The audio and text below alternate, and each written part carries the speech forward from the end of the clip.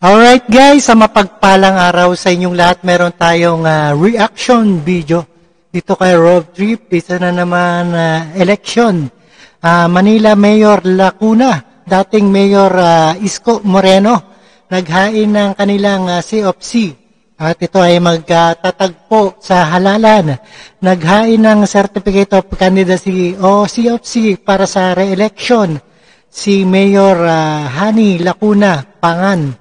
At ang kanyang mensahe naman, si dating Mayor Isko Moreno, Dumagoso, incumbent Manila Mayor. Alright? At sa kanilang pagtakbo at mainit na halalan ito. Alright? No other further ado, let's do watch.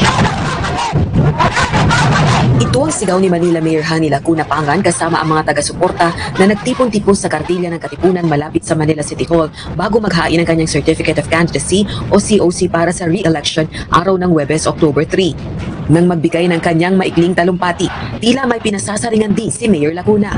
Sa lahat ng hindi nagtaksin, maraming salamat po sa inyo!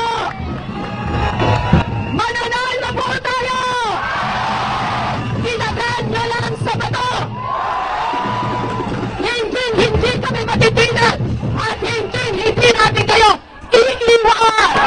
Ayan, matinding labanan to. Taksil. Subalit anya, inuulit niya lang ang sentimiento ng kanyang mga taga-suporta.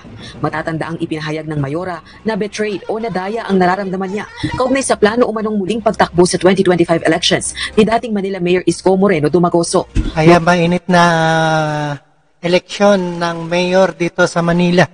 Sino ba ang dating iboboto nyo? Ang dating Mayor Isko Moreno or dito kay Hani Lacuna? Alright? Noong Agosto pa umano ang huli nitong pakikipag-usap kay Dumagoso. Sa isa namang panayam, tumanggi na si Dumagoso magbigay ng reaksyon sa mga pahayag ng Mayora at mga taga-suporta nito.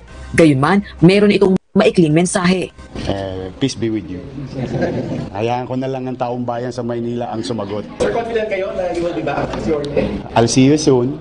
Sa kabila nito, ayon kay Dumagoso, maganda pa rin naman umano ang ugnayan niya kay Lacuna. Araw ng Huwebes, nagsamahan ni Dumagoso sa paghahain ng COC para sa re-election si Manila 1st District Representative Ernix Dionisio sa COMELEC NCR office sa San Juan City. Inaasahan namang sa huling araw ng COC filing sa October 8, maghahain ang kanyang kandidatura si Dumagoso at posibleng makatambal nitong tatakbo bilang vice-alkalde si Chi Atienza, anak ni dating Manila Mayor Lito Atienza.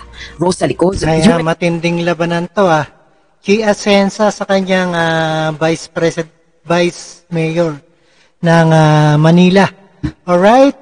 At maraming salamat sa panonood at pakikinig.